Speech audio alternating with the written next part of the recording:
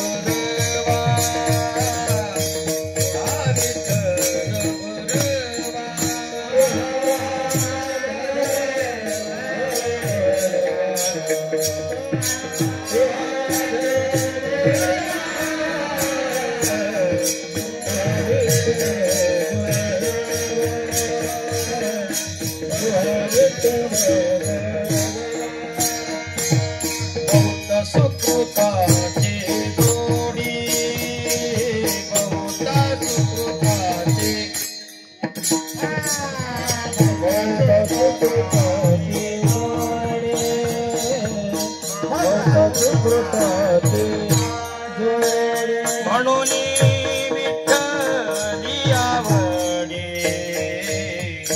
म्हणून विठ्ठली आवडी हा विठ्ठल बरवा हा विठ्ठल बरवा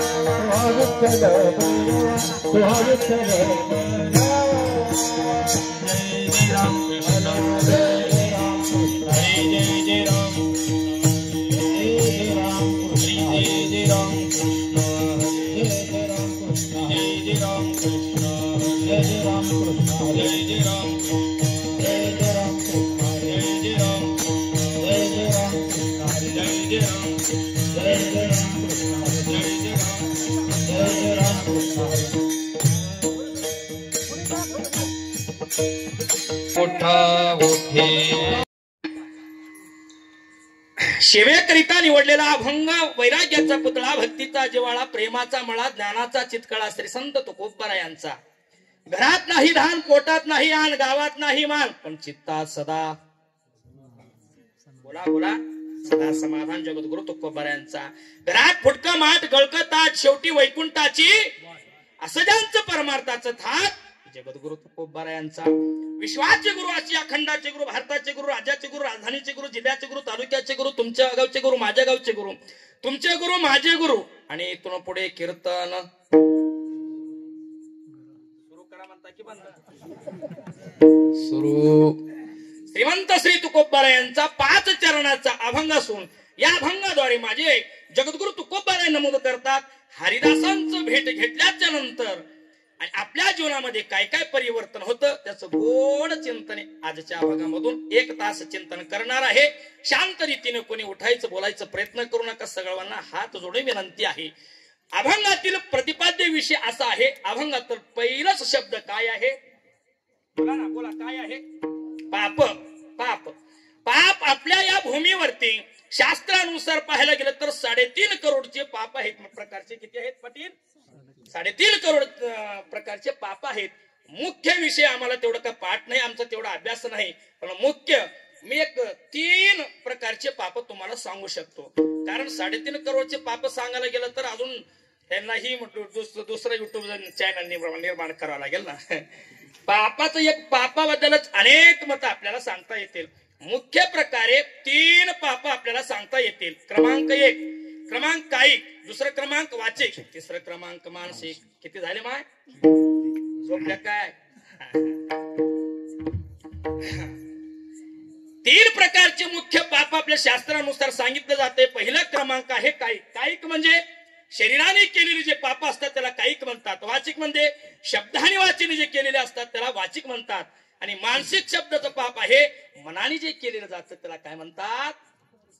मानसिक. असं मुख्य 3 प्रकारचे पाप आहेत. मी एक्स्ट्रा अजून 2 सांगतो. माझ्या गुरुजीनं सांगितलेलं पाप 2 पाप एक्स्ट्रा सांगतो. एक ज्ञात पाप आहे आणि एक अज्ञात पाप आहे. किती प्रकार झाले? 5 प्रकार झाले. पहिला क्रमांक आहे माय. बोला कोणता कोणता आहे पहिलं? तुम्हाला विचारलं नाही की हो मी माय. पहिला आहे कायिक. कायिक पाप कशाला म्हणतात? शरीराने जे केलेलं असते ना त्याला कायिक पाप म्हणतात. बरं, असं शरीराने कोणी पाप केला असेल? उदाहरण सांगतो ऐका. शरीराने काय झालं? राजमुकुट चढला होता. कोणावर? परीक्षित राजावर. नाव लक्षात ठेवा बरं, परत विचारणार आहे तुम्हाला. कोणावर?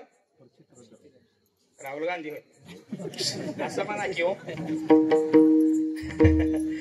हो, परीक्षित राजावर राजमुकुट चढला होता. त्या दिवशी अति आनंदात रस्त्याने जात असताना, मुकुट चढून जात असताना त्याला असं आलं होतं.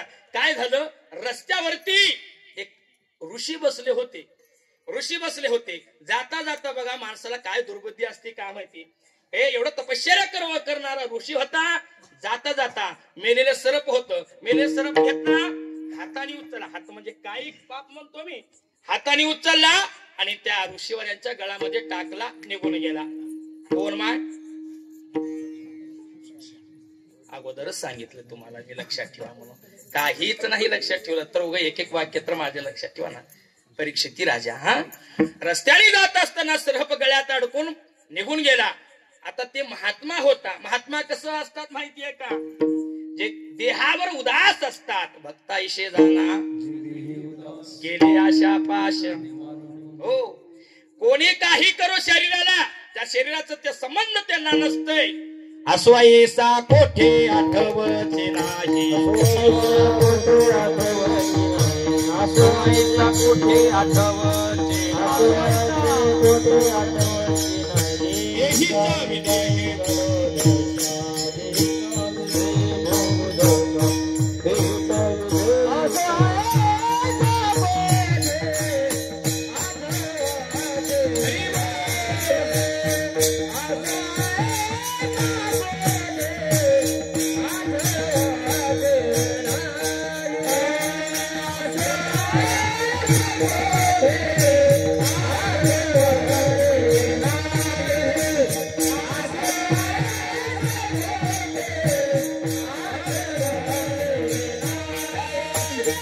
you.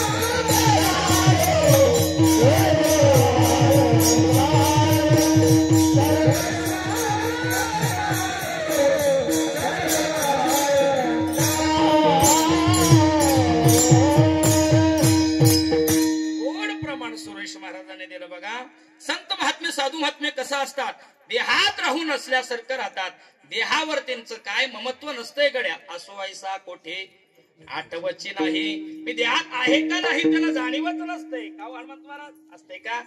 कारण ते देहाच्या पलीकडं आता ते विचार सागरामध्ये मला जायचे अभंग राहील आहे का. पंचकरणाचं काय आहे? सूक्ष्म देह, कारण देह आणि बोला ना स्थूल देह. 3 प्रकारचे देहाचे वर्णन केलेले गेले आहे. कशामध्ये? पंचकरणामध्ये. स्थूल देह कशाला म्हणतात, सूक्ष्म देह कशाला म्हणतात, कारण देह कशाला म्हणतात, महाकारण. 4 प्रकारचे या ठिकाणी शरीराचं वर्णन की मला पुढे बोलायचं आहे का. काय सांगत होतो मी? बोला ना पटपट. योगी असतात ना दादा, योगी असतात ना, शरीराचं काय त्यांना संबंध नसतंय. साप टाकलं का, ढग पडला का, काय पडलं का, कोणी बोललं का, न बोललं का, कोणी निंदा केलं का, काही कर हो, त्या संत महात्म्याला काहीच फरक पडत नाही. ऐकोने ना ऐके निंदा स्तुती कानी,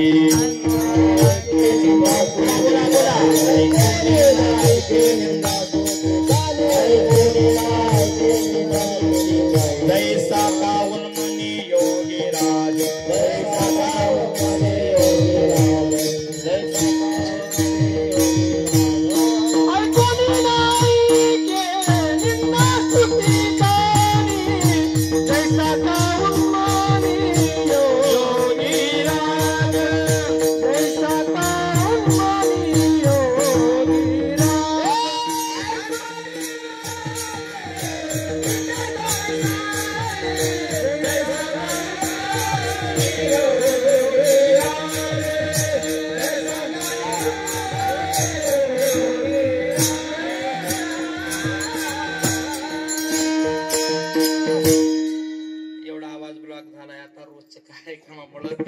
सुरेश महाराज विचार अक्षरशः तापती आली मला. येता वेळेस 2 गोळ्या आवरातला घेतात. दादानो ऐकून ना ऐके निंदा स्तुती कानी, जैसा काऊन म्हणे योगीराज. सरफ टाकलं काय, काय टाकलं का. हे परीक्षिती राजा सरफ टाकून पुढे गेला. अर्धा तासामध्ये त्या ऋषीवर्यांचा मुलगा आला चिरंजीव. पाहिलं गळ्यातलं सरफ. बाबा माझे तपश्चर्याला बसला असता वेळेस कोणीतरी ह्यांचं बाबांचं छळ केलंय. बाबा कोणीतरी छळ केला असावा. ऐका बाबा बाबा बाबा म्हणल्याच्या नंतर काहीच ऐकत नव्हते, कारण ते परमात्म्याचं सतत चिंतनात होते, ऐकत नव्हते.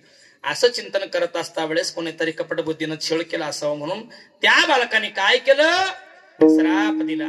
अरे माझ्या बाबाच्या गळामध्ये कोणी सरप टाकून गेला असेल, ज्या आजच्या दिवशी टाकला का ना, पुढच्या हे वारापर्यंत त्याचं मरण निश्चित.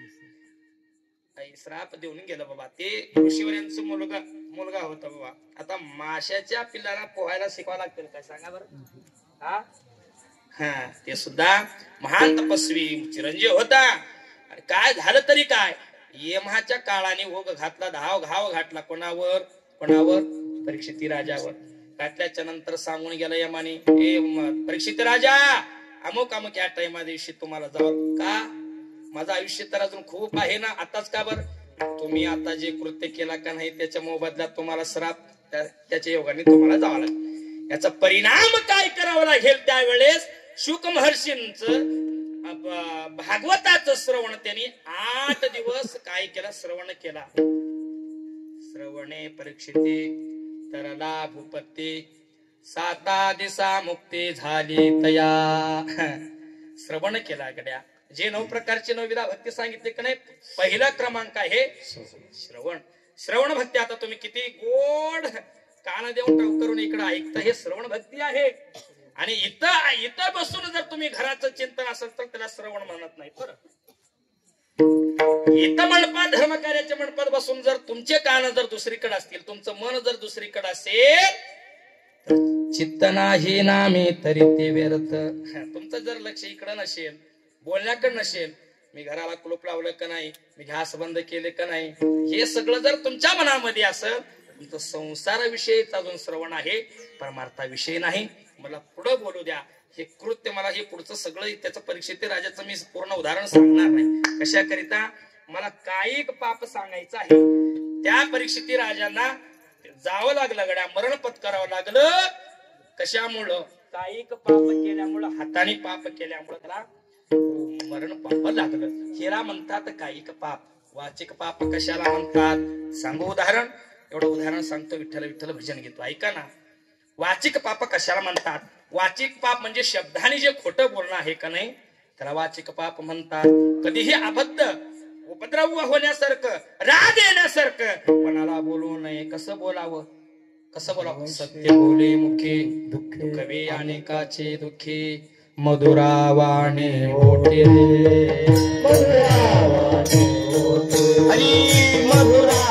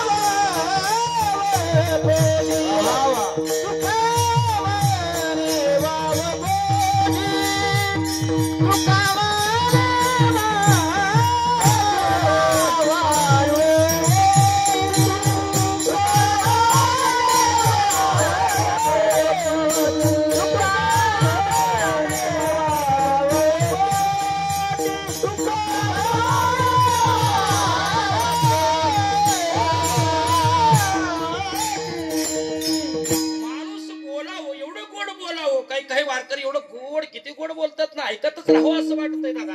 आता आमची वारकरी मंडळी बघा संदीप भाऊ धर्मगिरी महाराज अजून थोडं बोलावं का असं आपण अपेक्षा करतो. एवढं गोड बोलावं दादा. नंतर काही काही माणसं जातात एखादा शब्द बोलत का नाही गाव पेटतंय. गाव पेटतं म्हणजे शब्दाचा अर्थ कळलं का नाही. शब्दातच किती विलंबन आहे बघा ना तुम्ही. शब्द काही काही माणसं बोलतात तर परिवर्तन जीवनात होतंय आणि काही काही माणसं सहज बोलून गेलं की परिवर्तन झालेल्या माणसाला अधोगतीला जावं लागते. ज्ञानोबाराई बोलले तुकोबाराई बोलले सुद्धा संत महात्मे कसं बोलले तर ज्ञानोबाराई वर्णन करतात ऐका ना. साच आणि मवाळ मितले आणि रसाळ शब्द जैसे कल्लोळ अमृताचे. अमृतासारखं बोलणं. साच बोलावं मवाळ. साच म्हणजे सत्य बोलावं गड्या. मवाळ मधुर आणि बोलावं आणि अमृतापेक्षाही गोड आपण बोलावं बघा.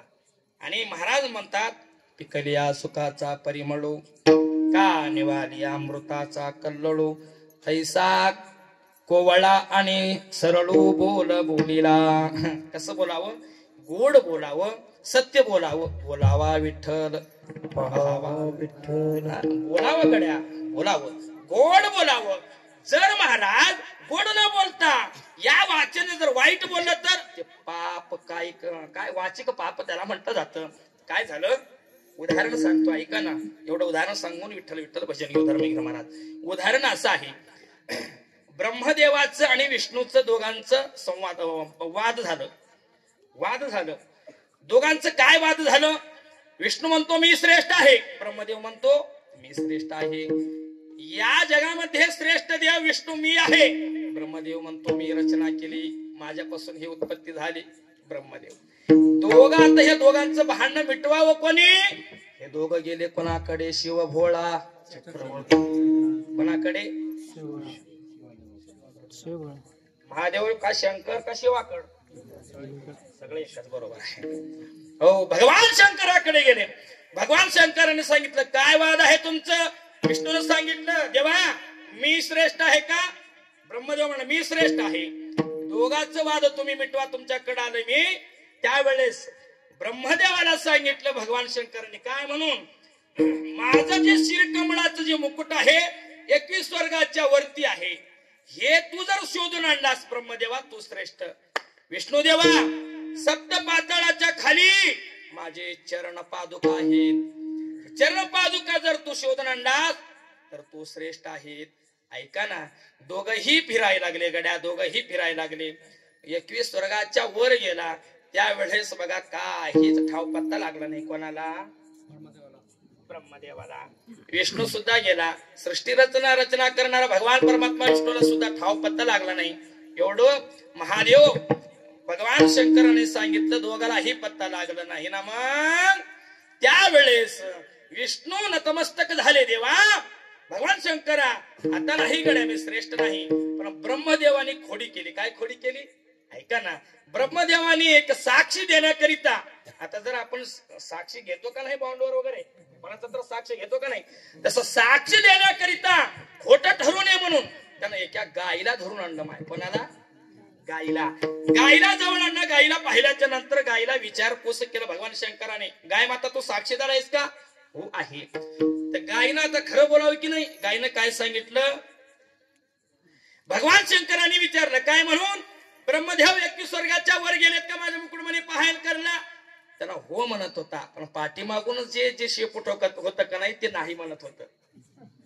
तोंडाने होकार आणि पाठीमागून शेपूट संदीप महाराज नकार देत होता. ऐका ना. त्यावेळेस आता भगवान शंकराच्या लक्षात आलं, तोंडाने हो म्हणतो आणि शेपटाने मंत्र नाही म्हणतो, हे तुझं खोटं आहे. त्यावेळेस राग आला, क्रोध आला. भगवान शंकराने श्राप दिला. कोणाला? गाईला. अरे तू तोंडाने खोटं बोलल्यामुळं तू आता इथून पुढे मळ भक्षण करशील, काही तोंडाने खाशील. मात्र हे बघ तू पवित्र आहेस. 33 कोटी देवताची काय आहे तुझ्यामध्ये, 33 कोटी देवता सामावलेल्या आहे तुझ्या शरीरामध्ये. मात्र तुझ्या तोंडामध्ये मात्र देवता राहणार नाही, शरीरभर राहतील. म्हणून बघा आता जे चतुर्थी वगैरे धरता, उपवास वगैरे आपण करता का नाही, हात सोडून सगळ्यांना विनंती आहे, सुरुवातीला गायला आहे की नाही डोक्याला पूजा करू नका गड्या, शेपटीला पूजा करायची असते. कारण शेपटीनं सत्य बोललंय, तोंडाने ते गाय कधीही सत्य बोललं नसल्यामुळं तोंडाची गायला पूजा नाही, तर शेपटीकडे पूजा आहे. मला कशाकरिता एवढं सांगायचं हे ऐका. वाचिक पाप, हे गाय वाचन पाप केल्यामुळं हे पापामध्ये भरती झालं. शेवटचं क्रमांक 1 आहे मानसिक पाप. मनाने जे केले जातं त्याला मानसिक पाप म्हणतात. मनात कोणाच्याही बद्दल वाईट विचार आपल्या मनात आणू नये गड्या. आणायचं का नाही. हे 3 प्रकारचे पाप आहेत. एक माणूस माझ्याकडे आला, महाराज 8 दिवस झालं एवढं पोट दुखायला लागलं, माझं एवढं पोट दुखायला लागलं. अरे तुझं पोट दुखत असेल तर जा बिदरला जा, मोठ्या हॉस्पिटल जा. हॉस्पिटलला गेला, पाहिला, मोठ्या डॉक्टरकडे दाखवला. कशामुळे एवढं दुखतंय? कधीपासून दुखतंय? 4 महिने झाले एवढं पोट दुखायला लागले.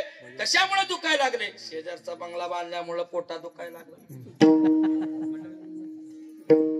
दुसऱ्याबद्दल जे वाईट आपल्या मनात असते का नाही त्याला मानसिक पाप म्हणतात. असं 3 प्रकारचे पाप झाले. आता हे पाप कशामुळे निवृत्त होतंय? हरिदासाचं जर तुम्ही भेट घेतलं तर ते पापाची होळी होती. म्हणून अभंगाच्या पहिल्या हरी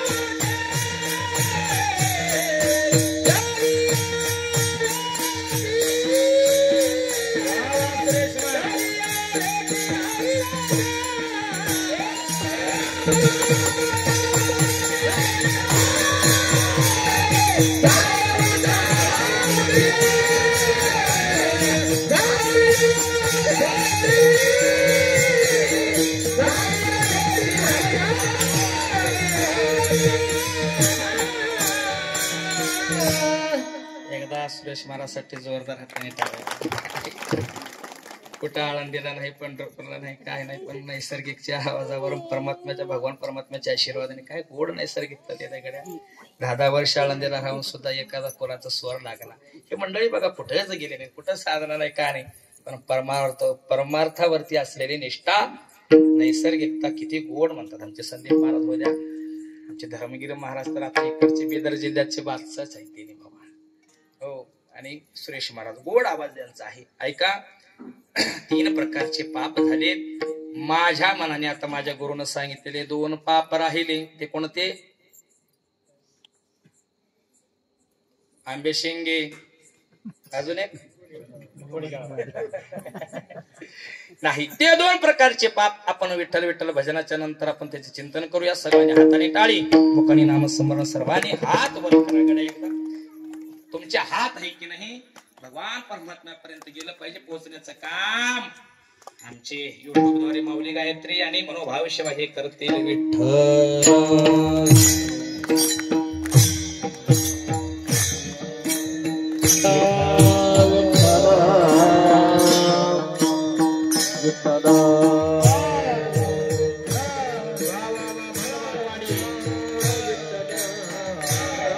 सर्वांनी म्हणा लागून या पाया विनवितो तुम्हाला तरी टाळी बोला मोठे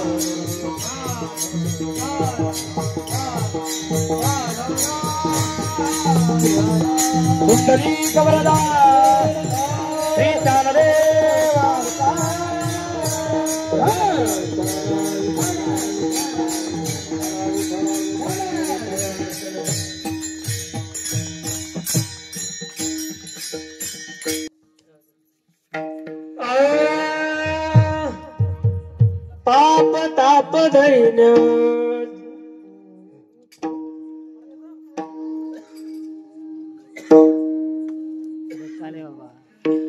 पाप ताप दैन जाय उठावती पाप ताप दैन जाय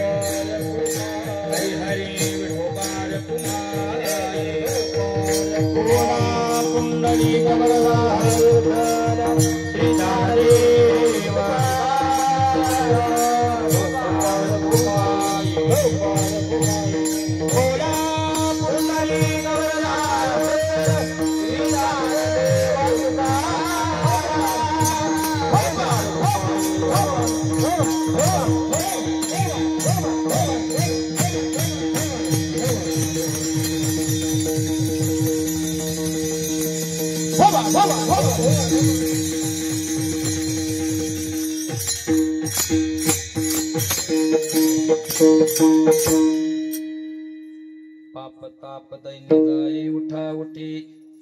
माझ्याकडे वेळ फक्त किती अर्धा तास राहिलाय ना अजून. बघू आता लय चिंतन माझं राहिलंय. ऐका ना, अगदी वेळेतच मी चिंतन मांडण्याचा प्रयत्न करतोय. पहिलं चरणातील फक्त पहिल्या शब्दाचं चिंतन माझं झालंय. कोणतं? पाप. ते पाप 3 प्रकारचे पाप झालीत, कायिक वाचिक आणि मानसिक. 2 प्रकारचे पाप माझ्या सदानंद गुरुजीने सांगून मला गेलेले. कोणते 2 प्रकारचे? एक ज्ञात पाप, एक अज्ञात पाप. ज्ञात पाप कशाला म्हणावं? आहे एकादशी दादांनो, एकादशी असता वेळेस सुद्धा जेवण करणं याला काय म्हणतात? ज्ञात पाप. माहिती आहे एकादशी तरीही मुद्दामून जेवण करतोय त्याला ज्ञात पाप म्हणतात. म्हणजे ज्ञानी असून सुद्धा पाप करणं आज एकादशी आहे. तसं तर शास्त्राने एकादशी दिवशी जर अन्न खाल्लं तर श्वानविष्टे समान ते अधमजन. ती एक बघा काय, एकादशी सन्नपान जे नर करीती भोजन श्वानविष्टे समान अधमजन. ते एक ते जन चांगले नाहीत, कोणते आहेत? अधमजन. ते एकादशी दिवशी जे जेवण करतात ते जेवण न करता काय खातात? तुमचं तुम्ही श्वानविष्टा. हा माझं म्हणण्याचा अधिकार नाही, तुकोबार आहे म्हटले म्हणून मी ते प्रमाण दिलं. ह्याला काय म्हणावं? ज्ञात पाप. आता अज्ञात पाप कशाला म्हणतात? बघा, कशाची कोणत्याही गोष्टीचं ज्ञान नाही, रस्त्यानं चाललाय त्याच्या पायातून मुंगी मेलं तेही ज्ञान नाही, कशाच ज्ञान नाही, त्याला अज्ञात पाप. असं मला उदाहरण याच्या संबंधाने भरपूर देता येतील. याच्यातच मला उदाहरण देत बसलो तर माझा अभंग राहिला. अजून पुढचं महाराजाला पुढचं येतं की नाही की उगाच बोलवल्या म्हणताल तुम्ही, तसं नाही. ऐका ना, स्मरण करून मी दिलं गड्या. हे 5 प्रकारचे पाप आपण करू नये. कोणी कोणी पाप. बरं महाराज, जर चुकून जर असं एखादं आमच्याकडून पाप जर घडलं त्यांनी काय करावं? संतांची भेटी घ्यावं. संतांची भेटी घेतल्याच्या नंतर पाप निवृत्त होतात का? होतात. बरं महाराज, संतांची भेट किती वेळ घ्यावं आणि किती वेळा घ्यावं, कसं भेट घ्यावं याचा संबंधाने सांगता का? त्यांची भेट घेतल्याच्या नंतर आपले पाप, जीवनातले पाप निवृत्त होतात का? का होत नाही? नाथ महाराजाकडे चला. तेने होय शांती महल पापा, तेने होय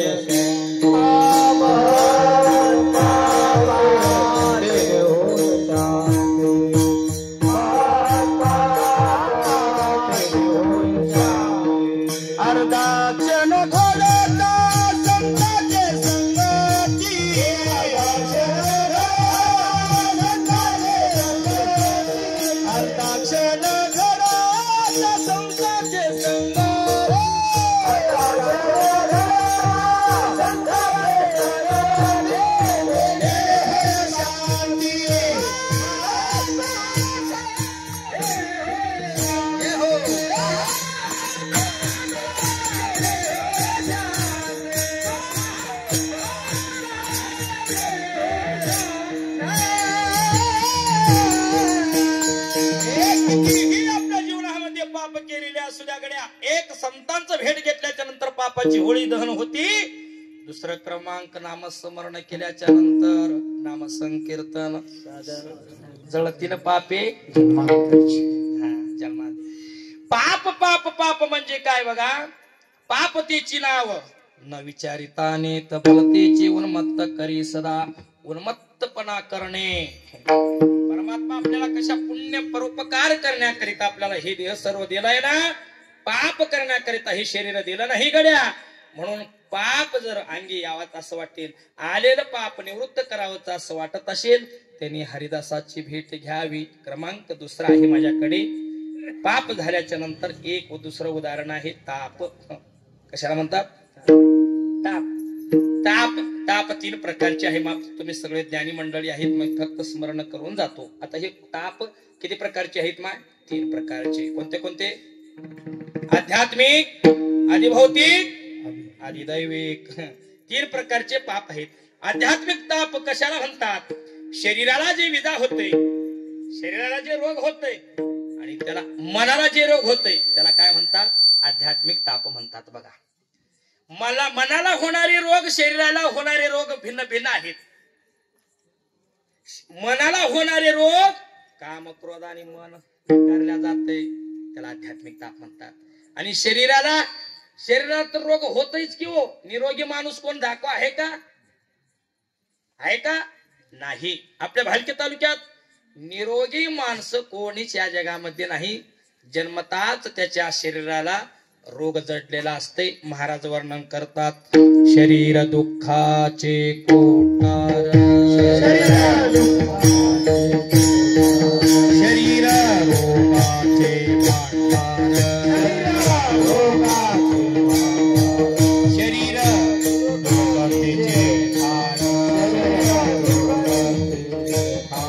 नाही अपवित्र शरीरा ऐशे, नाही अपवित्र शरीरा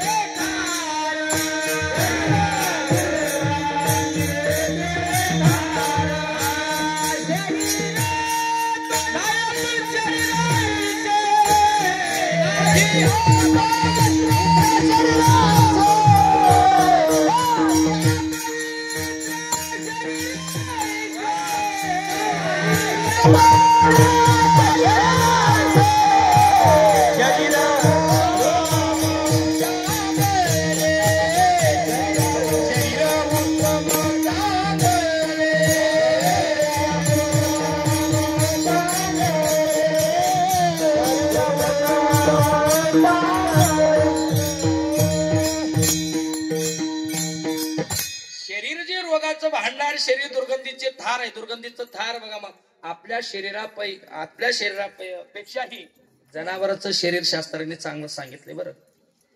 आपल्या शरीरापेक्षाही माणूस चांगलं खाते की जनावर? बोला की मा. जनावर चांगलं खाते.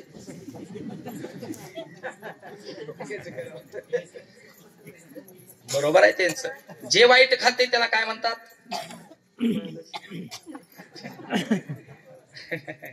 ऐका ना, एवढं चांगलं खाऊन सुद्धा माणूस गेल्याच्या नंतर 1 दिवस 2 तास जास्त ठेवा तुम्ही, 1 रात्रपेक्षा 2 रात्र जास्त ठेवा, माणसाचं दुर्गंध उठते का नाही? अरे लय वास यायला लागले बाबा, लवकर न्या रे, उचला रे, ह्याला म्हणते. जनावर मरू द्या गड्या, 2-3 दिवस तर वास आहे ना, 5-6 दिवसांनी वास येते. मग आपल्यापेक्षा जनावर चांगले. आपल्याला असं वाटत असेल उगाच माणूस जन्माला आला आहे का नाही गड्या. मग अपवित्र असणाऱ्या शरीराला पवित्र बनवण्याचं साधन काय असेल? काय असेल? ज्ञानोबारांच्या हरिपाठात चला. हरिपाठ कीर्ती पवित्रची होय देह त्यांचा. दुसरं साधन काही करू नका. तुम्ही हरिपाठ जर मुखाने गायलात गड्या, अजून एक हरिपाठामध्ये एवढं ज्ञानोबाराने गोड सांगितलंय बघा. तुम्ही आता हे पित्र पंधरवडा करता का नाही? इकडं पित्र पंधरवडा, हा आता तिकडं पुण्या जिल्ह्यामध्ये करतात बघा. पित्र म्हणजे पित्राला जेवण घालणे वगैरे दसऱ्यात करता की नाही? का गेलेच नाही तुमचे पित्र? का समाधी दिली? पित्र पंधरवडा ऐका. त्याला वैकुंठाला हा पाठवायचा असेल तर तुम्ही 4 लोकांना जेवण बिवण असलं काहीच करू नका. मेल्याच्या नंतर उगा लाडू जगाला वाटून उपयोग नाही. साधन उगा खाण्यापुरताही. सांगतो तुम्हाला, 5 पांडवांचं वडील काय नाव त्यांचं?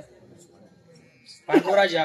पांडुराजा वैकुंठाला गेले, अजून गेल्याचे नव्हते, मध्येच अडकलेले होते. तरी त्याच्यासाठी कोणतं यज्ञ केलं होतं संदीप महाराज?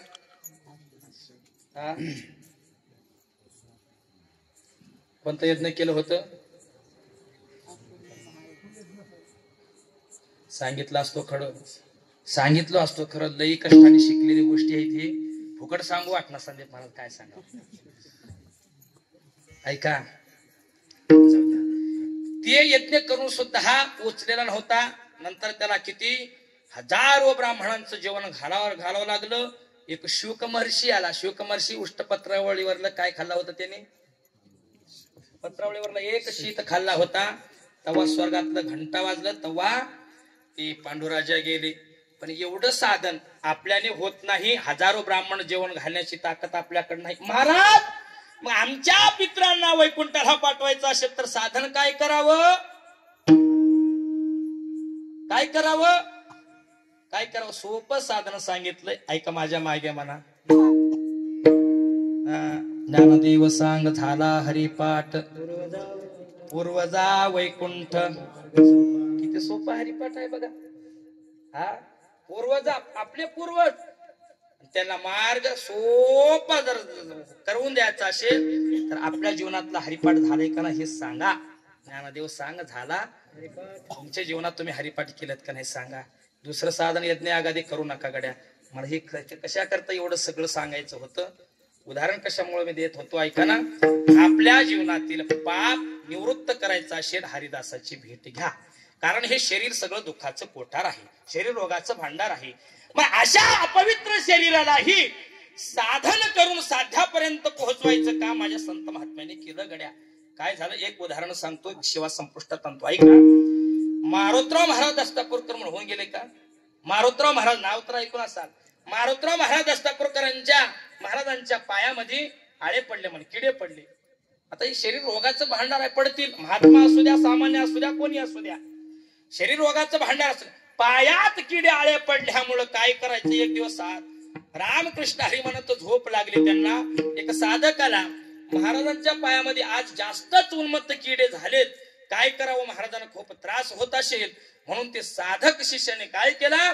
महाराजांच्या एक एक एक एक एक पायातले किडे वेचून एका पंट्यामध्ये टाकून दिला. साधक टाकून दिल्याच्या नंतर महाराज 4 वाजता त्यांना जाग आली. आल्याच्या नंतर पाहिलं पायात एक सुद्धा किडा नाही. पाहिलं त्याने, बोलवलं सर्व साधकांना. का रे मुलांनो, त्या पायातली किड कोणी काढलंय का? महाराज म्हणले मीच काढलं. त्याला वाटलं बाबा मी काढल्यामुळे आनंद होतील, मला आशीर्वाद देतील असं त्याला वाटलं. पण एवढं रागात माझे दस्तापूरकर महाराज आले. अरे भडव्या, तुला अक्कल नाही? मी न सांगता तू हे काम केलास. महाराज ह्याच्यात काय माझं गुन्हा झालं सांगा ना. अख्खं तुमचं मांडीपर्यंत हे दुखणं आलंय तरी तुम्ही त्याला जीवदान देता. तुम्हाला काय वाटत नाही का? साधक विचारल्याच्या नंतर त्यावेळेस म्हणलं बाकीचं राहू द्या, अगोदर ते किडे आण. महाराजांनी त्या किडे सगळे जेवढे काही किडे आहेत तेवढे किडे येचून आणायला लावले त्याने. आणि आहे ते दुःखामध्ये ते सर्व झाकून आणि त्या साधकाला सांगितलं, अरे पोरा, त्या देवळीमध्ये साखराची डब्बी आहे, तर साखर घेऊन ये. साखराची डब्बी आणलं, महाराजांना दिलं. आणि ते बघा किडे आतमध्ये टाकून त्या किड्यांना साखर आपल्या मांडीमध्ये पायामध्ये साखर टाकून त्याच्यावरून पट्टी बांधलं गड्या. काय ताकद असेल बघा ना. म्हणजे शरीरात राहून सुद्धा त्यांचं शरीर अलिप्त असतं गड्या. जसं पाण्यातलं कमळ राहतंय का नाही, पाण्या वाचून पाण्यातच राहतंय. बाहेर काढा, पाण्याचं बुंद एक थेंब सुद्धा चिटकून घेत नाही. मग मी व्यवहारी असे वर्तत जेवे जळा आत पद्मपत्र. संत महात्मे असं राहतात. अरे आपल्या देहावरची ताबा त्यांना काहीच नसते. जे देही उदास हे भक्ताचे लक्षण आहेत. मग अशांना पापाची निवृत्ती हो, अशांची जर भेट घेतली तर पापांची निवृत्ती होती. म्हणून त्या साधकांना त्यावेळेस समजून सांगितलं, बाबांनो, जर हे रोग, हे आध्यात्मिक आधी भौतिक आधी दैविक, हे ते ताप त्रिविध ताप घालवायचा असेल करावं लागेल काय. आता मी तुम्हाला सांगत होतो, माझी वेळ होत आली, सांगतोच कडे. आता 15 मिनिट घेऊ का? ऐका, ताप 3 ताप सांगितलेत माय. कोणते कोणते? 2 सुना, 1 सासू. होय. हे आधी भौतिक, आध्यात्मिक, आधी भौतिक आणि आधी दैविक. आध्यात्मिक ताप हे शरीराला आणि मनाला झालेली.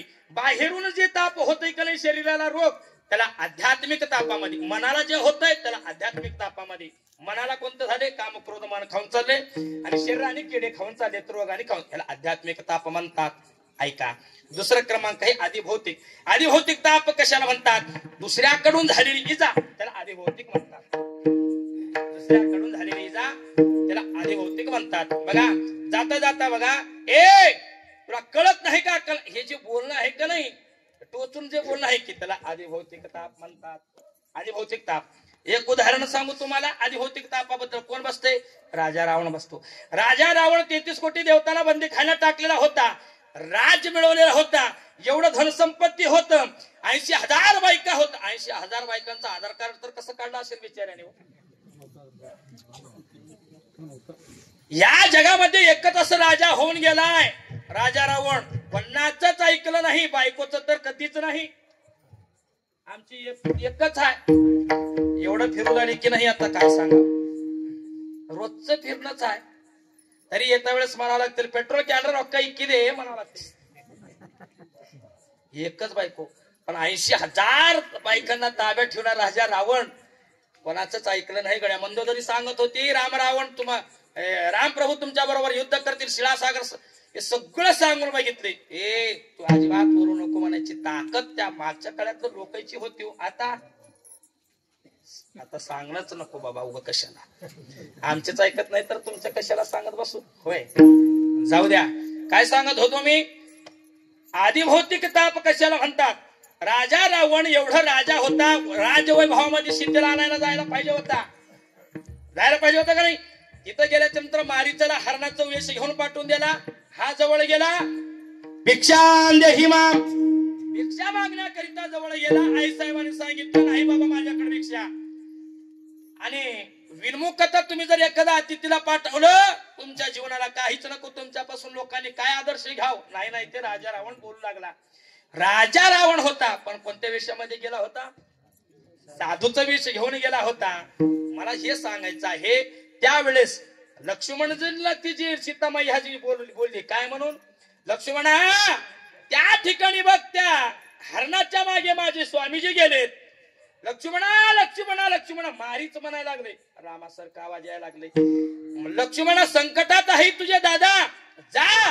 त्यावेळेस लक्ष्मणाने सांगितलं दादांचा आज्ञा आहे कुठे इथून जागेवरून हलू नको. नाही ते बोलली. कोण. सीतामैया. कोणाला. कोणा गावच्या. इथल्या सोडून इथल्या नाही. लक्ष्मणाला नाही ते बोलली. काय अपद्रव्य बोलली. काय म्हणून. अरे तुझ्या मनात एवढं कपट आहे ते मला माहिती नाही. राम तिकडं एवढं संकटात असताना तू एका इथं स्त्री बरोबर तू राहतोस. तुला रामाला पाठवायचं आहे मारून टाकायचं आहे आणि माझ्या बरोबर तू आता हे सगळं समजून घ्या. माझ्या बरोबर तुला संसार हे सगळं नाही ते त्या रामायणामध्ये आहे. बघा ना तुम्ही भारत रामायणामध्ये सगळं बोलल्याच्या नंतर लक्ष्मणजीला आवरलं नाही. लक्ष्मणजीला सांगितलं मातोश्री ऐका ना तुमच्या हात जोडून पाया पडून सांगतोय तुम्हाला बोलण्याचा अधिकार माझा नाही. पण एक ऐका दादाने सांगितलेलं आज्ञामुळं ह्या झोपडीच्या बाहेर अजिबात जाऊ देऊ नका. एक रेष मारला लक्ष्मणाने. मारला का नाही. ते साधूचं वेश घेऊन आल्याच्या नंतर ताकद नव्हती 33 कोटी देवतांचे सुद्धा ते रेष वडाला नाही. एवढे लक्ष्मण शेख साधं ते लक्ष्मण रेखमान खडू राहते की नाही घरामध्ये आपल्या. उगा खडू मारला तरी उगा मुंगे झिरुळे मरून चालले. साक्षात लक्ष्मणाने रेष मारल्याच्या नंतर कोण मारणार नाही सांगा ना. त्याचं नावाचं ते रेख आहे. खडू जर मारला तर मारावं लागायला लागले. एवढं ताकद आदिभौतिक मी सांगायला लागलोय. ताकद म्हणजे हे कशा करता मला उदाहरण पुढं लांबायचं नाही. त्या ज्या सीतामयाकडून जे बोलणं उपद्रव्य जे लक्ष्मणाला झालं तिच्याकडून दुसऱ्याला भोगावं लागलं. तिला आदिभौतिक ताप म्हणतात. असे 2 ताप झाले. कोणते. आध्यात्मिक आदिभौतिक आणि तिसरा आहे आदिदैविक ताप आहे. आदिदैविक ताप कशाला म्हणतात ऐका. देवतापासून जे ताप होणार आहे ते आदिदैविक. देवता कोणती देवता. शेंदरी हेंदरी दैवते कोणती पूजिती कीर्ती. आपले पोटाची रडते मागते शेते. हे शेंद्री हेंद्री हे पोचमा मरग्यावा यल्लमा मल्लमा हे जे आहेत का देवता हे आपल्या पोटासाठी आपल्या पोट आणि का पिढी म्हणजे आपल्या पोटासाठी दुसऱ्याला त्रास जे देणारे असतात ते आदिदैविक ताप. उदाहरण सांगू तुम्हाला. एकच सांगतो ऐका शेवा संपवतो. काय झालं. हरिश्चंद्र राजाचं उदाहरण असं आदिदैविक तापामध्ये. बघा हरिश्चंद्र राजाचं उदाहरण सांगत असताना हरिश्चंद्र राजाला मुलगा होत नव्हता. त्यांनी वरुण देवाची आज्ञा केली. अरे वरुणा माझ्या पोटी जर एक मुलगा जन्माला आला तर ते मुलगा तुलाच देऊन टाकेल. झालं बाबा मुलगा झाला. झाल्याच्या नंतर मुलगा जन्माला वरुण देव आले. आल्याच्या नंतर हरिश्चंद्राला विनंती करतात, हरिश्चंद्रा तुझं शब्द काय होतं, मुलगा झाल्याच्या नंतर मला देऊन टाकायचं बोली केला होतास की नाही.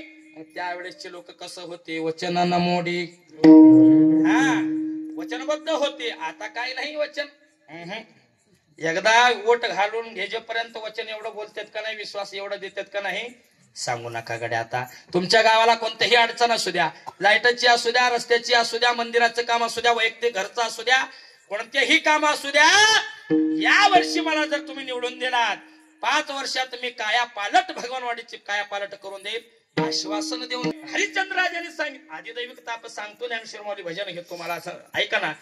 हरिश्चंद्राने सांगितल्याच्या हरिश्चंद्र मग काय म्हणला, देवा तुम्ही देव आहेत, ज्ञानी मंडळी आहेत तुम्ही, तुम्हाला आम्ही बोलू नये का, अरे मुलगा झाल्याच्या नंतर मला अर्पण करतो म्हणाला, अजून तू ज्ञानी असं काय काढतोस.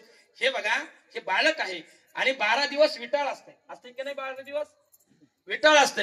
विटाळात कोणी दान द्यायचं असते का, मुलाला देत नाही. बरं 12 दिवसाच्या नंतर येऊ का, हो देवा. 12 दिवस झाल्याच्या नंतर आला कोण, असं बोला किंवा वरुणदेव. वरुणदेव आला. आता 12 दिवस झाले. त्यावेळेस हरिश्चंद्र सांगितलं, देवा अजून का तुम्हाला कळत नाही म्हणला. हरिश्चंद्राजा काय झाला आता, हे बघ शास्त्रामध्ये असं सांगितलं, जर मुलगा जर दान द्यायचा असेल तर त्याने सदंत पाहिजे, अदंत नको. सदंत म्हणजे त्याला दात येतात, त्याला सदंत म्हणतात. अदंत म्हणजे दात आले नाही त्याला. बघा आता ह्याला अदंत ही ना, ह्याला दात आले नाहीत, मग दात येण्याच्या अगोदर दान देणं हे उचित नाही. त्याला दात येऊ द्या. माझ्या लेकराला किती महिन्याला दात येतात, तुमच्या लेकराला दातच आले नाही तर किती महिन्याने, 12 वर्षाला.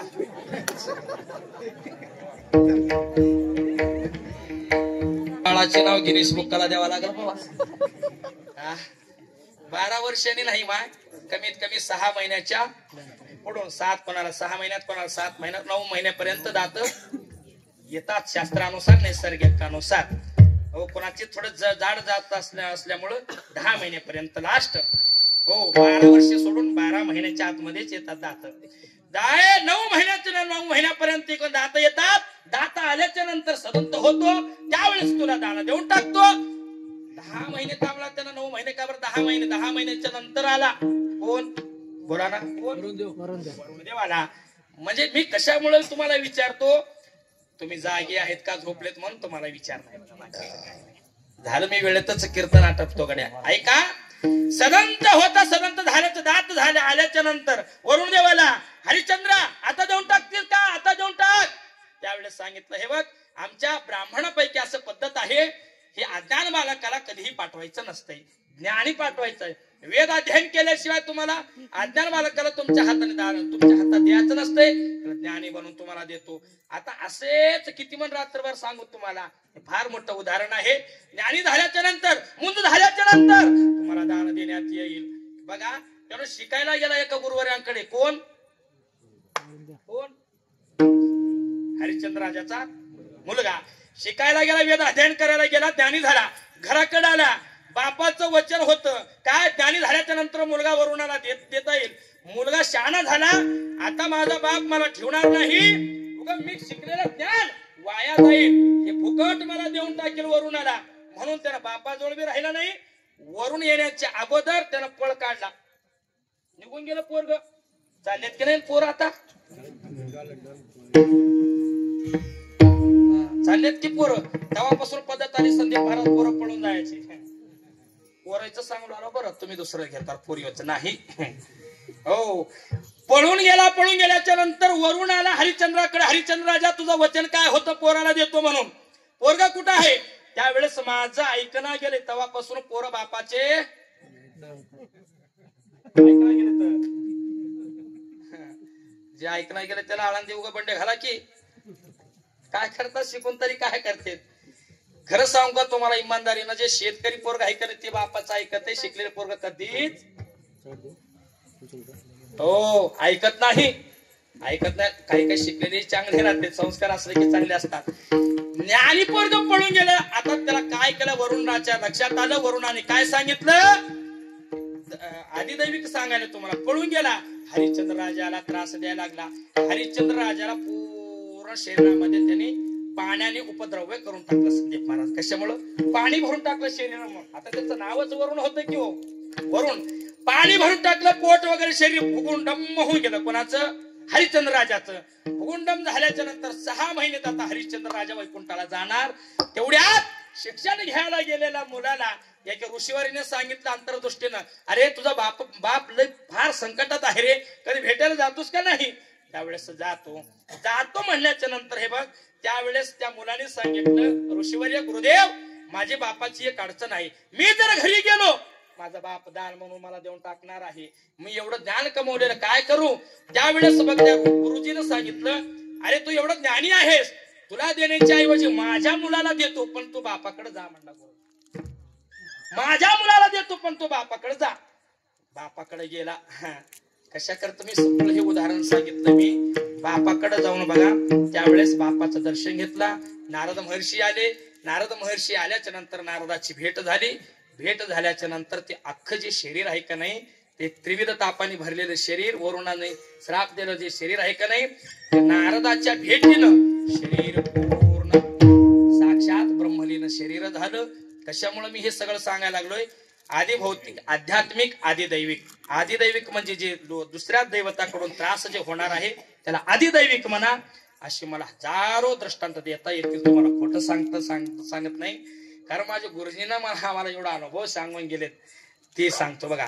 हे आध्यात्मिक, आधी भौतिक, आधी दैविक, आधी दैवतापासून जे झालेले त्रास, वरुणाकडून झालेले त्रास, एका संत नारदांची भेट झाल्यामुळं ते पापाची तापाची निवृत्ती झाली. मग अशा संत महात्म्याची भेट कशामुळे होत महाराज?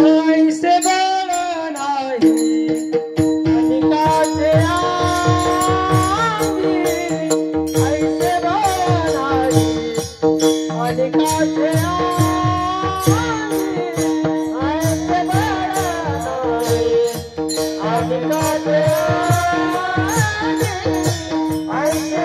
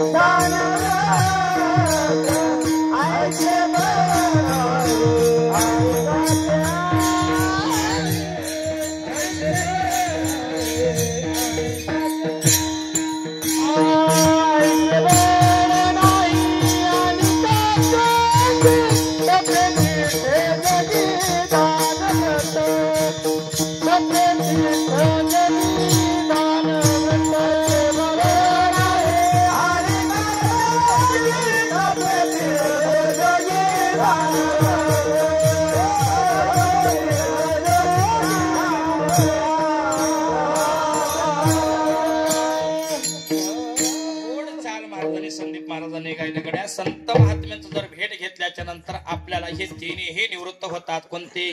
पाप, ताप आणि दैन्य. पाप, ताप, दैन्य, दारिद्र्यात हे सगळं निवृत्त होतात. कोणाच्या भेटीनं? हरिदासाची भेटीनं. बघा, मग ते दास कोणाला म्हणा? हरीचे दास वेगळे, संत वेगळे, भक्त वेगळे.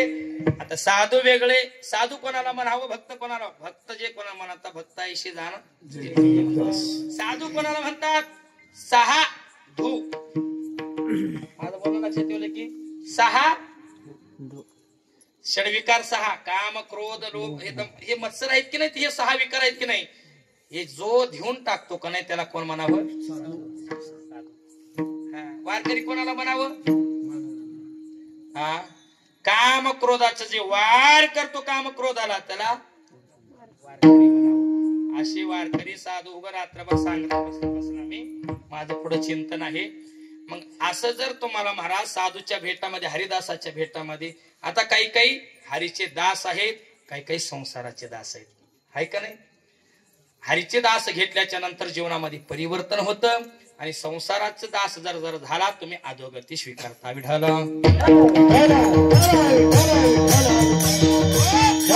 प्रमाण गुण प्रमाण देणे बघा. कारे दास होशी संसाराचा, संसाराचा दास झालं तर खर म्हणजे गाढव, आहे की नाही? गाढव. इथं कोणी संसाराचं दास झालं नाही, आमच्याकडलेही झाले. हा, सतत दास, सतत संसाराचे, बायकाचे दास, बायकाचे. आता एवढं बायकाचे दास झालेत. काय झालं आता आम्ही मुंबईला, मी आमचे संतोष महाराज धनाजी भाऊ, आम्ही संतोष महाराज मुंबईला, ते कळंबोळी आहे बघा, कळंबोळी कामोठे कळंबोळी, तिथं होतो कार्यक्रमाला. असता वेळेस कार्यक्रम चालू होता, 5 दिवस झाले. ते ताई एक बोलत होत्या, महाराज खूप गोड गाता महाराज, चांगलं आवडलं महाराज, आमच्या घरी चहा प्यायला येता का महाराज? 1-2 दिवस झाले गेलं नाही का नाही. 5व्या दिवशी आम्ही गेलो दोघं, कोण कोण, मी संतोष महाराज. गेल्याच्या नंतर हे कशा करता सांगायला लागलो मी, संसाराचा दास, संसारापेक्षाही बायकोचा दास कसा आहे. गेलो बंगल्यावर, 4थ्या मजल्यावर इमारत होती, हॉलमध्ये बसलोय आणि तिला आवाज दिली, काय म्हणून? अरे प्रधुम्न, हे प्रधुम्न. प्रधुम्न आला. अरे आपल्या घरी महाराज आलेले आहेत, ते दोघं गायक मंडळी आलेले आहेत, त्यांच्यासाठी 2 कप टी कर. ते कळते ना, चहा. चांगला इंग्लिश येते की तुम्हाला? महाराज आलेले आहेत, 2 कप चहा कर. ठीक आहे म्हणला. बरमोड्यावरचा होता, बनेल घातलेला होता. मग त्याने चहा बनवून ते प्लेट मध्ये आणलं त्याने 2-3 कप, आणि इथं महाराजाबरोबर मला सुद्धा अर्ध कप टी घेऊन ये म्हणली. तिनं आमच्या बरोबर बसली, शेजारी बसले असताना त्यानं चहा घेऊन आला. आल्याच्या नंतर मी विचारलं चहा घेण्याच्या अगोदर, ताई, ओ ताई, हे जे चहा बनवून आणणारा जे आहे मुलगा कितवा नंबरचा आहे सांगितलं. विचारलं मी. महाराज ते मुलगा नाही, माझे मालक नाही, मिस्टर आहेत म्हणली. ते गळ्या शपथ हातात घेतलेली चहा कव्वा कप खाली पडून गेलं, काय सांगता येत नाही. अरे आपल्या नवऱ्याला जर तिनं नावाने प्रधुम्न म्हणून नावाने हाक मारत असतील महाराज लोकांना, तर कोणती दांडा घेऊन हाणल काय सांग. हे जे बायको खाली जे करणारी, पुढं पुढं पुढं पुढं चहा कर, धुणं कर, हे कर, ते कर, झाडून काढ, हे कर, जे कर. आता बघा काय त्यांच्याकडे राहिले काम, कोणते राहिले सांगा बरं. पूर्वीचे बाया दळायच्या, आता कोण? दळायचे डब्बा कोणाकडे आले? गड्याकडे चाले. पूर्वी बाया लाकडं आणायचे होते, आता गडी. शबाश गडी. 50% काम फक्त सगळं पुरुषांकडे चालेत, म्हणून त्यांना 50% आरक्षण भेटलं. आपण लई खाली हवा, लई खाली. उगाच सांगितलेले काम करत राहिलं तरी आपलं काय. गव्हर्नमेंटनं सुद्धा काय किती डोकं लावलं बघा. बाया बोलून देणार म्हणून त्यांना त्यांच्या अकाउंट मध्ये पैसे आपल्याला आहे की 1 रुपये वर्षाला का 3 महिना का 4 महिन्याला मोदी टाकायला लागले बिचारा. 2-2 हजार रुपये टाकले का नाही. शेत राहिलं ते बी. शेत नसणाऱ्याला तर आता काय नाही, उगा ते पर्स घेऊन फिरावं लागतील शेत नसणाऱ्याला. एवढं अवघड हे दास, बायकाचे संसाराचे हे जे दास आहेत का नाही, हे दास यादीमध्ये आहे असतात बघा. म्हणून बघा गव्हर्नमेंटनं प्राधान्य महिला मंडळीला, घरातून प्राधान्य महिला मंडळीला. एवढं अवघड होऊन बसले. माय तुमचं अंतःकरण दुखवण्याकरिता मी तर आलं नाही. ऐका, पण तिला पतिव्रता म्हणले जाते. कोण? जे नवऱ्याच्या आज्ञाखाली राहते, नवऱ्याची कामं ऐकते, नवऱ्याचं मांडलेलं प्रमाण मानते, तिला पतिव्रता म्हणतात. जर नवऱ्याचं ऐकणं ऐकता नवरा उठण्याच्या अगोदरच 4 वेळेस गिळते, तिला पतिव्रता म्हणतात. भाषा तेच आहे. पतिव्रता वेगळी आणि पतिव्रता वेगळी. म्हणजे पतीच्या अगोदर उठून सगळं खाऊन पिऊन, आहो उठा की, किती वेळ झोपू लागल्या. आपला नवरा काहीतरी चहा वगैरे घेजेपर्यंत आपण तोंडात पाणी घालायचं नाही. शास्त्र आहे माय.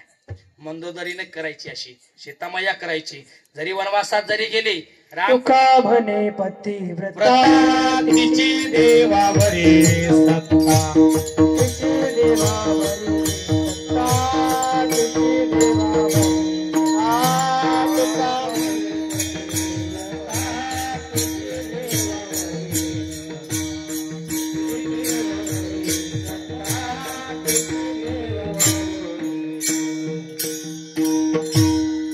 हे जी पतिव्रता स्त्री असती देवावर सत्ता गाजवण्याची ताकद त्या पतिव्रता महिलाकडे असते. अशी कोणी लोपामुद्रा म्हणून होऊन गेली. लोपामुद्रा साक्षात प्रभू रामचंद्र सुरेश महाराज 3 वेळा तिचे पाया पडले. कोणाचे? लोपामुद्रा कोणाची पत्नी आहे? अगस्ती महर्षींची पत्नी लोपामुद्रा आहे. साक्षात 3 वेळा भगवान प्रभू रामचंद्र 3 सीतामायाला राग आलं. सीतामाया म्हणाली देवा गोळ्या वेळा जास्त झालेत का तुम्हाला? म्हणले तिनं. काय झालं? काय काय नाही एका सामान्य स्त्रीचं तुम्ही पाया पडता. हो माझ्यापेक्षा तुझ्यापेक्षा तिलाही श्रेष्ठ आहे म्हणली.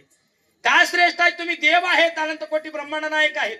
जरी असलो तरी माझ्यापेक्षा श्रेष्ठ असणारा पती परमेश्वराची तिनं 3दा पाया पडते म्हणून मी तिचं पाया पडायला. नवऱ्याची 3दा पाया पडणारी लोपामुद्रांची पाया भगवान प्रभू रामचंद्रजी पडतात.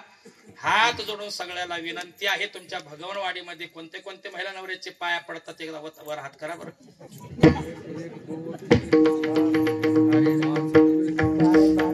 सगळेच पडतात असं ग्रही धरून चला की 12 निघाले सगळेच पडतात. कशाला मन दुखवायचे 5 मिनिटं राहायचंय मला अजून. मंदिर बाया माय भाड्याला कुठून आणल्याशी सगळं बायाचं सांगून गेलंय. कुठलं की आलता माझ्या जखणाकडून आला मग जखणाचा आहे म्हण काय की काळ भाड्यामध्ये सहज बोलून जाते. सहज बोलून जाते महाराज. सहज बोलून जाते की नाही. मग आता काय करू? आता माझ्या नशिबात काळ्या जन्माला आलं. आता ते गोरा होण्याकरता मी सोनं अगोदरच्या जन्मात धर्मगिरी महाराज दान केलं नाही.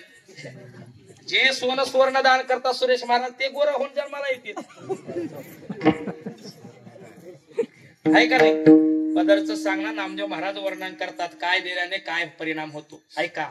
भूमिदान देशी होशील भूपाळू कनकदाने कांती निर्मळू चंदनदाने सदा शीतळू.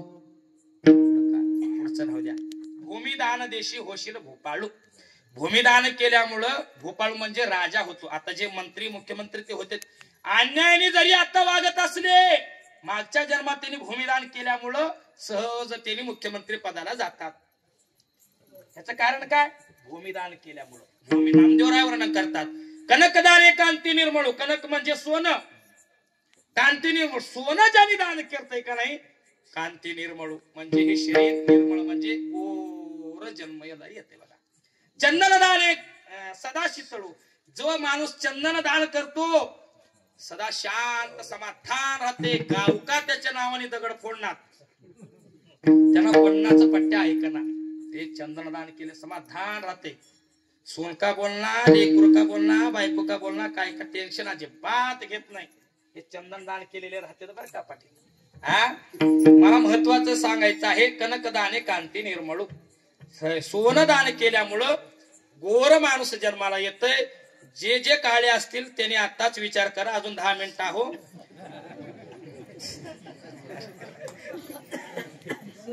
ज्याला गोर जन्मायचं असेल पुढच्या जन्मामध्ये कीर्तन झाल्याच्या नंतर त्यांनी सोनं दान करावं. कुणाला करावं? आमच्या सारख्या महाराजाला करावं. गोर जन्माच आहे ना करता तुम्ही. वा वा वा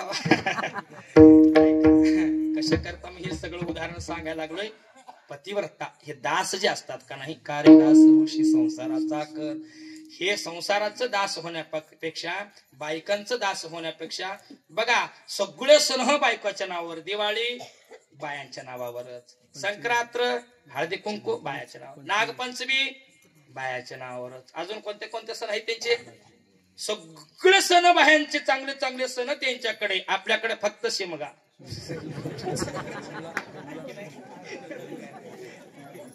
शिमगा दुसरं बैल दुसरं का नाही. मारुतीला वेडे घालत राहावं बोंबलत राहावं बाकीचं काय सगळेच त्यांच्याकडेच ऐकतो. का म्हणजे पतिव्रत आपण त्यांचे दास व्हायचे का नाही. संसाराचं दास कधीच व्हायचं नाही.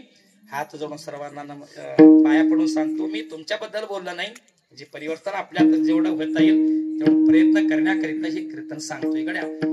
2च मिनिटांमध्ये मी ज्ञानेश्वर भजन घेतो, एक शब्द वापरून जातो गड्या. कोणतं? हरिदास जे आपण वापरलंय का नाही, दास व्हा म्हणून. दास असं कोण झालं? दासत्व निकट हनुमंती पै केले म्हणून देखील रामचरण.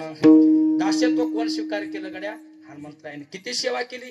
चुटकीपासून सेवा केली. रामप्रभू झोपत होते तेव्हा रामप्रभूला झोप येऊ नये म्हणून चुटकी वाजवायचे. हे दासत्व असे अनेक दासत्व माझे मारुतरायांनी केले. म्हणून अशा मारुतरायांच्या अशा हरिदासांचं जर भेट घेतलं तर परिणाम काय होतो? पापाची तापाची दैन्याची निवृत्ती होऊन आपल्यामध्ये बळ प्राप्त होत. ऐशी बळ नाही आणि काची अंगी तीर्थी जगी दान व्रत. जे बळ काजू बदाम खाण्याने येत नाही, जे बळ कोल्हापूरला जाऊन पहिलवानकी केळ खाल्ल्यामुळे येत नाही, जे बळ व्यायाम जिम केल्याने येत नाही, ते बळ एक हरिदासाचं भेट गेल्याच्या नंतर येतंय. ते कसं कसं येतंय? एकदा माऊलीचं भजन घेऊ, 2च मिनिटांमध्ये उदाहरण सांगून कीर्तन सेवा संपवतो. ज्ञानेश्वर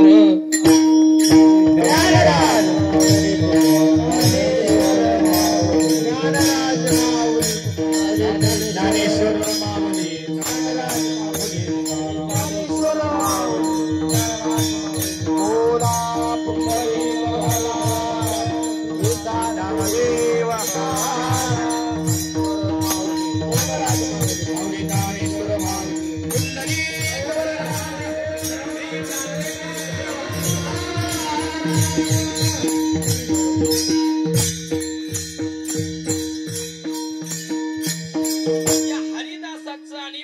काही तार संबंधता आहे का हो?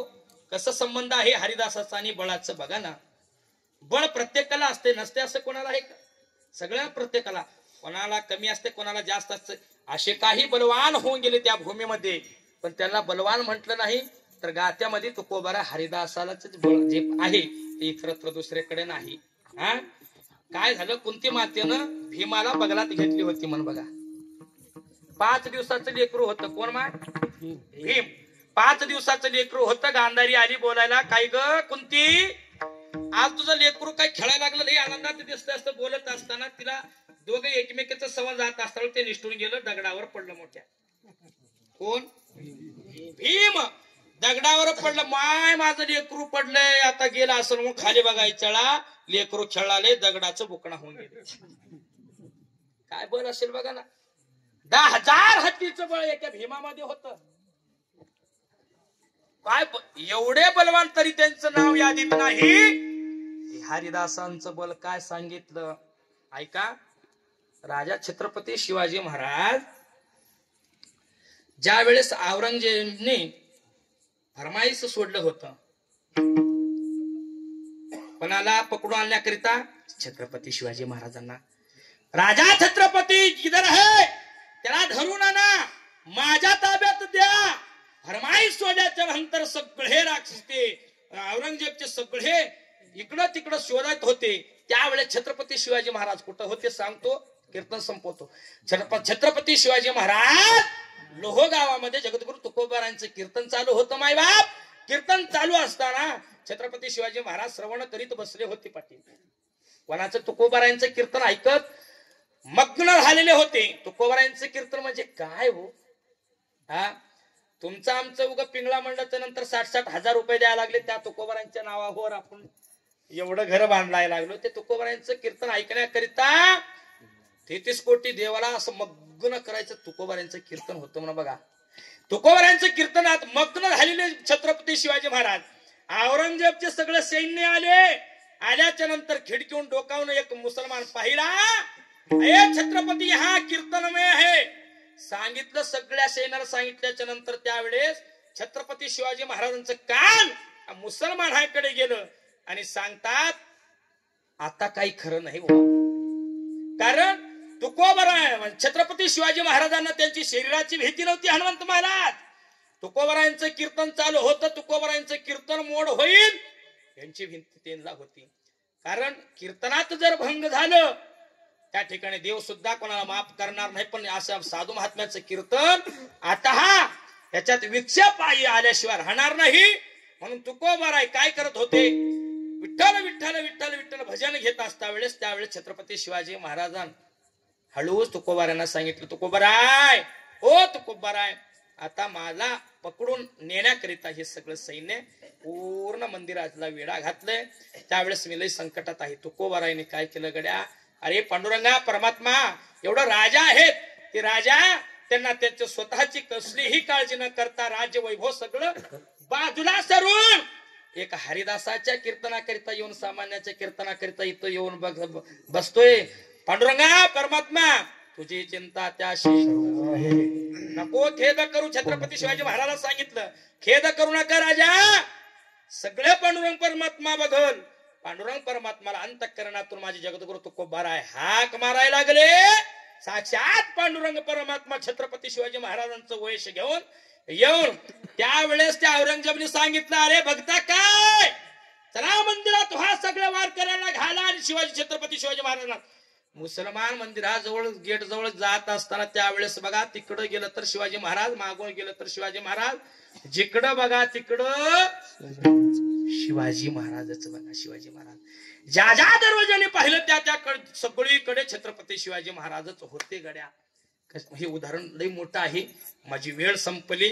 ऐका गड्या, कशा करता मी एवढं सांगितलं हे उदाहरण, कशा अशा छत्रपती शिवाजी महाराज एक सामान्य जगद्गुरु तुकोबारा हरिदासांच्या भेटी छत्रपती शिवाजी महाराज गेल्यामुळं हे बळ त्यांना प्राप्त झालं. म्हणून ऐशी बळ नाही अनेकाची अंगी तपे तीर्थ जगी दान व्रत. बरं बाबा, या बळाचा उपयोग काय, जे दान व्रत तप हे सगळं साधना करून जे बळ प्राप्त होत नाही त्या हरिदासाच्या भेटीमध्ये होतय. अशा हरिदासांचं चरण रज साक्षात भगवान शंकर वंदे शूळपाणी चरणीचे रज, वंदी शूळपाणी नाचते कीर्तनी त्यांची माता.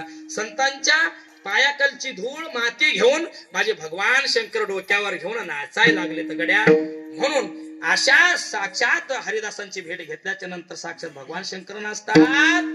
आपल्याला सुद्धा हरिदासाची भेट घेऊन भवसागरातून तरायचा असेल अशा संत महात्म्यांची भेट घ्या. असं संत महात्म्यांच्या हरिदासाची जर भेट घेतल्याच्या नंतर आपल्याला बळ प्राप्त होते. आणि त्या बळाने काय करायचं आहे, भवतरावया उत्तम हे नाव भिजवणे दीपाव हात काही. भवसागरातून तरुण जाता येतंय, एवढं बलवत्ता आपल्यामध्ये प्राप्त होतंय. याच्यासारखं समाधान कशात नाही. म्हणून तुका म्हणे मना झाले समाधान देखील चरण वैष्णवांचे. तुकाराम तुकाराम तुकाराम. तुका म्हणे मना झाले समाधान, तुका म्हणे मना झाले समाधान,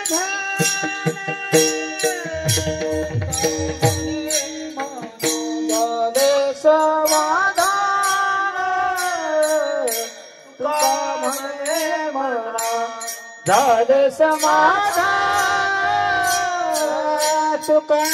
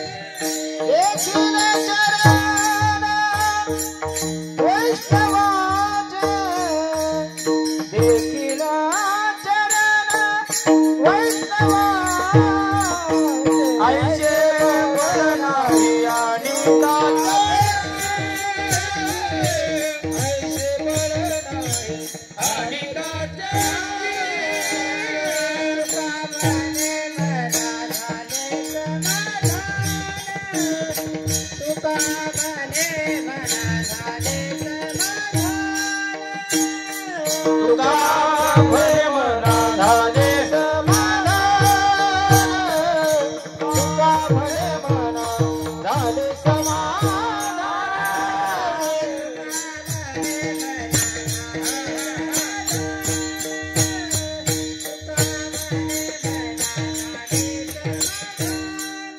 समाधान तुका म्हणे मना झाले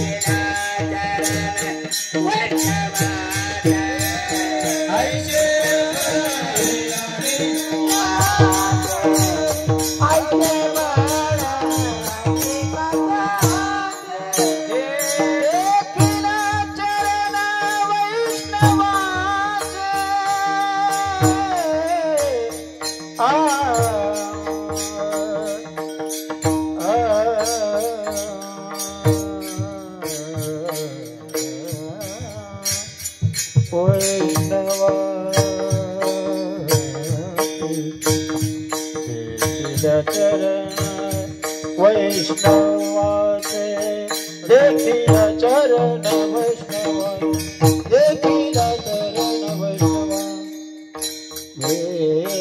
देखिला चरण वैष्णवाचे देखिला चरण वैष्णवाचे